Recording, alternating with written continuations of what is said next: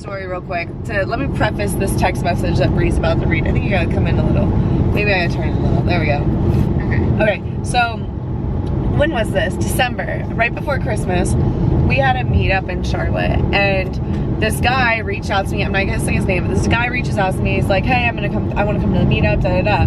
Cool. We have him come. He's like, I want my husky, meet your husky. I'm like, all right, cool. He rolls into the house, and so we were still getting ready downstairs, and so she's like, hey, can you go upstairs and meet him so we'll bring him back down, da da da. I'm still like getting out of the shower. I'm like, yeah, I got you. So I go up into the lift, go upstairs to get this dude, and so I get into the house, and he's like, oh, you dyed your hair. And at the time, yeah, I think I might have like freshened up my roots, but I didn't think anything of it. I was like, oh yeah, no, same as always. And he kept talking to me, and then all of a sudden out of nowhere, he's like, oh, you're not Jesse. He's like, oh, I thought you were Jesse. And I was just thinking to myself, I'm like, who the fuck is this dude coming into our home and who doesn't even know that Jesse doesn't have pink hair? Okay, like, how do you come into our house and not know like what she looks like and stuff? So okay, so she comes downstairs and she tells me this, and I'm like, what the fuck? So then the dude's like really overly aggressive with his opinion on things, and so it was just like, it was too much. It was way too much. And it was like, oh, well, when I go camping, this is the superior thing to use. And I'm like, all right, whatever. And then Roxanne and his husky weren't really getting along. Like, Roxanne just wasn't feeling it. Bad vibes. And like, when Roxanne doesn't vibe with something, I know that the vibes are off. Like, hands down, I know better. So my buddy Chris is with us. So Chris is my buddy that lives in the nursing home that comes and stays with me some weekends. I'll like go and hang out with him. We met in inpatient rehab. He's my first real friend. So Chris is with us, and because it was two of us and him, I was like, oh, Chris, ride in the car with him, get to know this dude. So Chris rides in the car with him, and we all go to dinner and come back. Well, then that night we get back, and he's like, well, I have nowhere to go. And I was like, well, I guess we could blow up an air mattress and you can stay. Yeah, because I mean, it was December, and he said he was just gonna pop a tent on the side of the road, and it's like, dude, it's like 40 degrees. It was literally, outside. No, it was like 30 at this point, I believe. Cold. Yeah, it was cold. And so, out of the kindness of our hearts, we're like, come stay.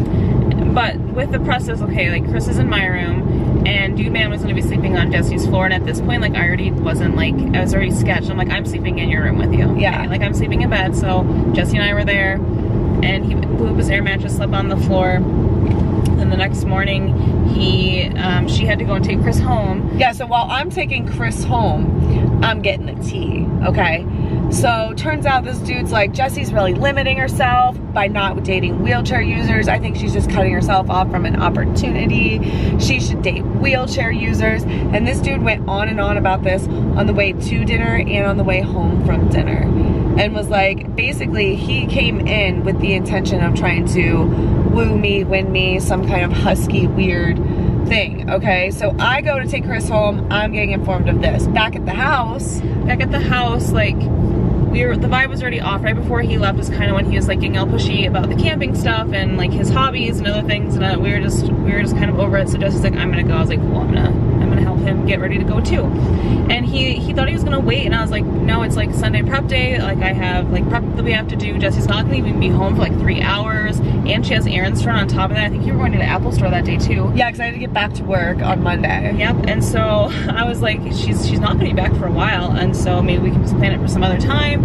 And one of the reasons why he was trying to wait is because he wanted to get a picture of the two of them and their dogs, because the huskies. And so then he's like, all right, well, can I get at least a picture of me and the dogs before I leave? And so he was trying to get a picture with Roxanne, and like, Roxanne's okay for like a half a second when it comes to a photo, but like, you gotta get it quick. You gotta give her, yeah. And she like, she's on her time, and you can't force her to do anything. She's not like me.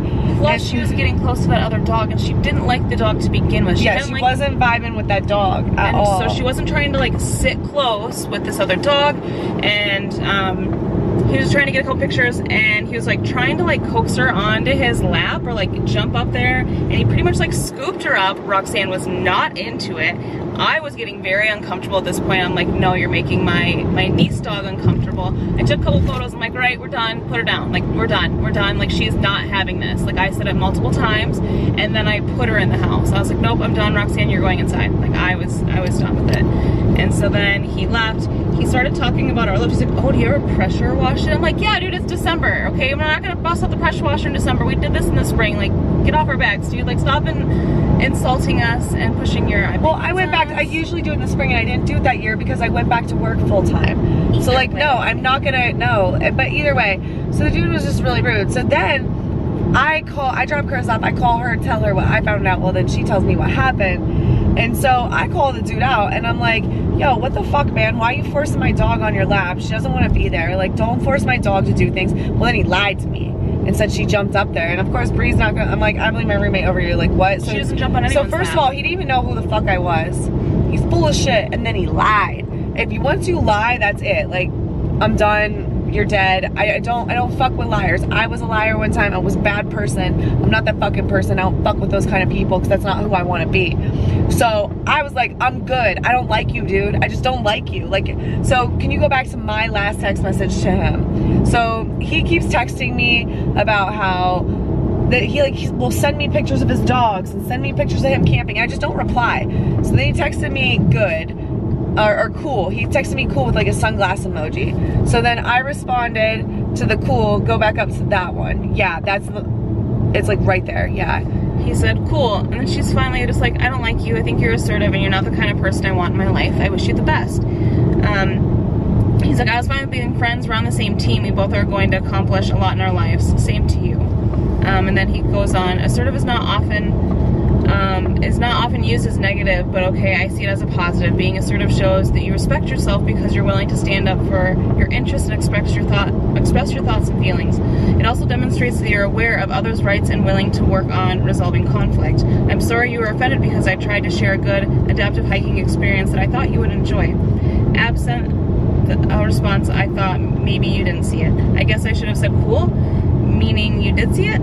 We should be looking up to and helping each other, not being enemies. This is your choice. I accept it, but definitely out of left field. Strange, sure. Moving forward, however, best to you, Jesse. It's not out of left field. I haven't responded to you when you sent me anything, and I told you I didn't like you months ago.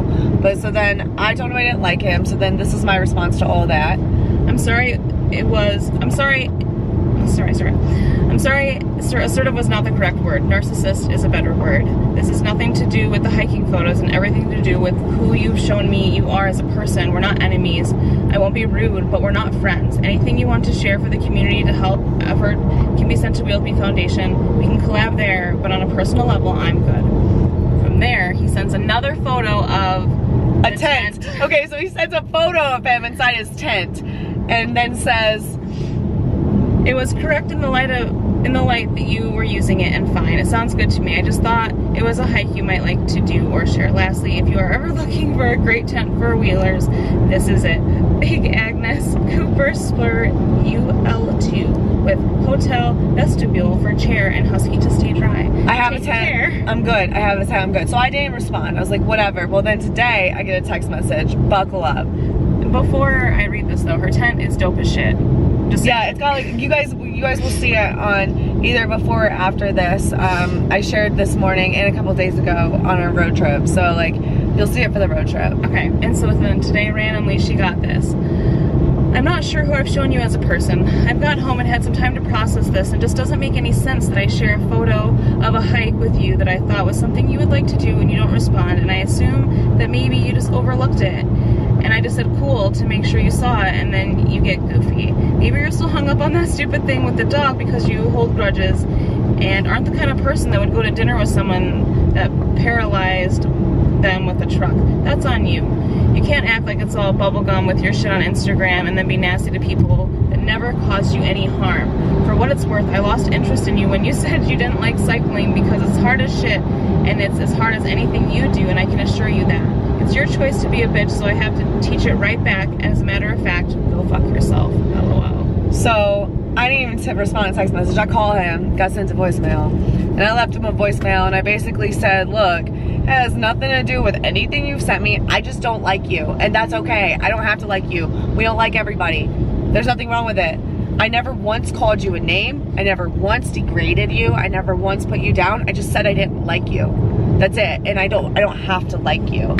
So I guess if that makes me a bitch, I'm a fucking cunt. And then I hung up because that's the truth. If I just like it, not everyone's gonna like me, and I'm not gonna like everyone, and that's okay. We don't have to like everybody. We just need to coexist. I was coexisting. I just didn't respond. I don't want to talk to you. I'm good. I don't like you. And I refuse to be nice to people that, one, just don't get it. I told you I don't like you. I don't want to be your friend, man. I'm good.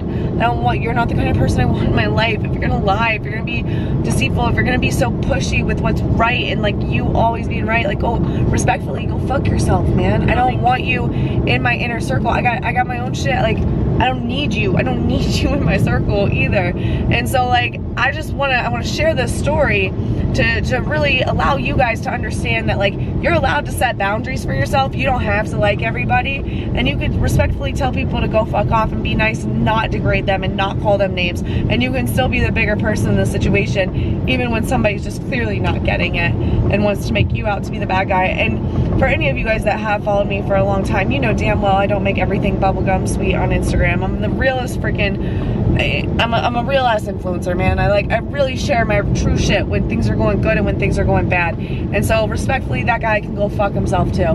But I wanted to share that story with you because I'm just like, where are we? Mind blown. This whole week has been full of men making mind blown comments, and I can't. I can't. Men always make crazy comments. So it was, as of December, we are gonna start processing the people we invite over to our house. No, I'm not inviting anyone over. This dude ruined it. I'm sorry, Cribs. Like, this dude straight up ruined it. If we have not had a previous conversation about you coming and staying with me, you cannot stay with me. And if I have not stayed with you, you also cannot stay with me. Like, absolutely not. We're done with that. Nope, I'm done. I'm done sharing my personal space with you crazy ass people acting crazy like that. And Stopper, I know you've been watching the YouTube, man. I fucking love you. Thank you for always being my guy. I'm gonna tell you guys, Chris, anytime I got a dude, right? Anytime I put him alone with Chris, because Chris vets him for me, man. He's literally the best. Like, he's like the big brother. There's a pain in the ass, but you love him so much. That's Chris. I love that man so much. So fucking much, Chris. I love you so fucking much, man. And I just appreciate you. Thanks for calling out all these badass seeds. See you guys soon.